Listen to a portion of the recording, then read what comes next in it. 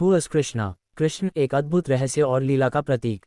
जब हम कृष्ण का नाम सुनते हैं तो एक ऐसा व्यक्तित्व हमारी कल्पना में उभरता है जो जीवन के हर पहलू को रंगीन और अद्वितीय बनाता है।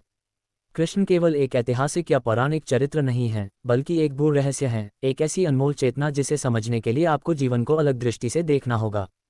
कृष्ण कौन है? इस प्रश्न का उत्तर सरल नहीं है, क्योंकि कृष्ण केवल एक नाम या व्यक्ति नहीं है, वे एक संपूर्ण अनुभव हैं। वह एक ऐसा बालक है जो कभी थकता नहीं, जो अपने शरारतों से सभी को मोह लेता है।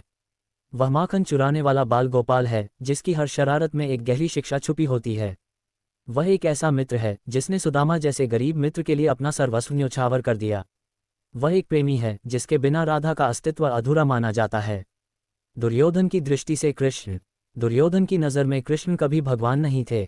वह उन्हें एक चालाक, मुस्कुराता हुआ छलिया मानता था। दुर्योधन कहता था, कृष्ण एक ऐसा व्यक्ति है जो खा सकता है, पी सकता है, गा सकता है, नाच सकता है।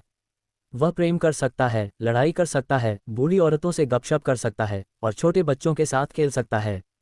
कौन कहता है कि वह भगवान है? ये दुर्योधन की दृष्टि थी, क्योंकि वह कृष्ण के बाहरी रूप को देखकर उनका आकलन करता था। वह कृष्ण की गहराई और उनके योगी स्वरूप को कभी समझ ही नहीं सका। राधा के लिए कृष्ण। राधा के बिना कृष्ण की कल्पना ही अधूरी लगती है। जब भी कृष्ण का नाम लिया जाता है, राधा का नाम उससे पहले आता है, राधे कृष्ण। राधा कहती थी, कृष्ण मेरे हैं, वे जहाँ भी जाएं, जैसे भी रहें, मेरे ही रहेंगे। ये राधा का प्रेम था जो हर बंधन से परे था। ये प्रेम सांसारिक नहीं, बल्कि दिव्य था, जिसमें कोई अपेक्षा नहीं थी। राधा जानती थी कि कृष्ण के साथ होना केवल भौतिक उपस्थिति नहीं है, बल्कि उनकी आत्मा में समाहित होने का अनुभव है। शिखंडी की पीड़ा और कृष्ण। शिखंडी, जो अपने जीवन में एक अद्वितीय संघर्ष से गुजर रहा था, कहता था, कृष्ण ने मुझे कभी कोई झूठी आशा नहीं दी। उन्होंने मेरे दुखों को मिटाने का कोई वादा नहीं किया, लेकिन जब वह पास होते हैं तो एक हल्की सी आशा की हवा हर किसी को छू जाती है। शिखंडी के लिए कृष्ण एक मार्गदर्शक थे जो बिना कोई बड़ी बातें किए भी जीवन में गहराई ला सकते थे। कृष्ण का बहुआयामी व्यक्तित्व। कृष्ण को समझना आसान नहीं है, क्योंकि वह हर व्यक्ति के लिए कुछ अलग हैं।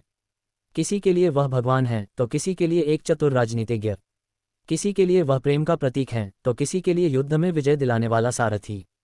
अर्जुन के लिए वह मित्र और गुरु दोनों थे।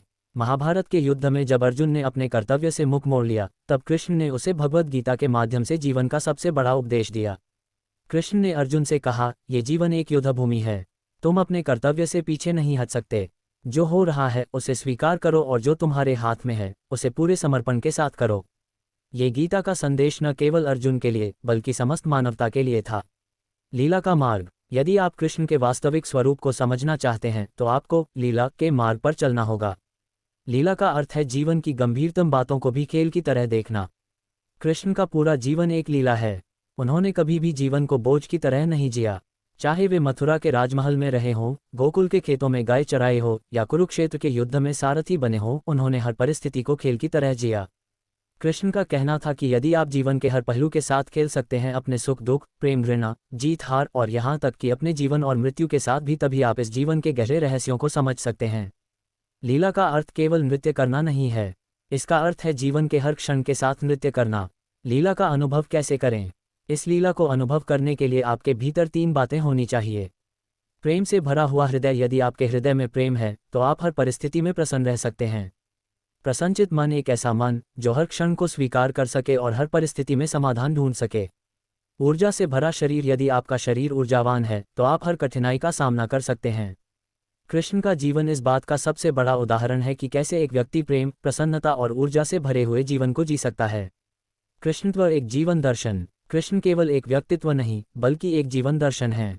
उनका हर कदम, हर कार्य, हर शब्द हमें जीवन को नए दृष्टिकोण से देखने की प्रेरणा देता है। कृष्ण का कहना था कि जीवन में कभी भी किसी बात को इतना गंभीर न बना लो कि तुम उसका आनंद ही खो बैठो। महाभारत के युद्ध में भी जब चारों ओर मृत्यु और विनाश का माहौल था, तब भी कृष्ण ने अपनी प्रसन्नता और संतुलन नहीं खोया। यह उनकी लीला थी, जीवन की सबसे कठिन परिस्थितियों में भी सहज और प्रसन्न रहना। कृष्ण का रहस्य उनके इसी बहुआयामी व्यक्तित्व में छुपा हुआ है। वह प्रेमी हैं, योद्धा हैं, गुरु हैं, मित्र हैं और एक ऐसे मार्गदर्शक हैं जो हमें सिखाते हैं कि जीवन को कैसे जिया जाए। यदि आप जीवन के हर क्षण के साथ नृत्य कर सकते हैं, हर परिस्थिति में प्रेम और प्रसन्नता को बनाए रख सकते हैं, तो आप भी कृष्ण के मार्ग पर चल सकते हैं। यही कृष्णत्व है, एक ऐसा जीवन जो हर रंग में डूबा हुआ हो, जो हर परिस्थिति में नृत्य करता हो।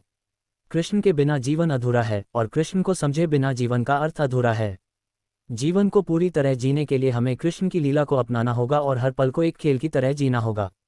यही कृष्ण का संदेश है, प्रेम से भरा हुआ, ऊर्जा से भरपूर और प्रसन्नता से ओतप्रोत जीवन। ये कहानी आपको न केवल कृष्ण के व्यक्तित्व को समझने में सहायक होगी, बल्कि उनके जीवन से प्रेरणा लेने का एक अवसर भी प्रदान करेगी। आप भी इस लीला का हिस्सा बन सकते हैं, यदि आप जीवन को एक खेल के रूप में देखना सीख जाएं। कृष्ण और महाभारत के बारे में विस्तार से जानने के लिए हम एक विशेष श्रृंखला पर काम कर रहे हैं। इसे देखने और अधिक जानने के लिए चैनल को सब्सक्राइब करें और बेल आइकन को दबाकर ऑल नोटिफिकेशन ऑन करें।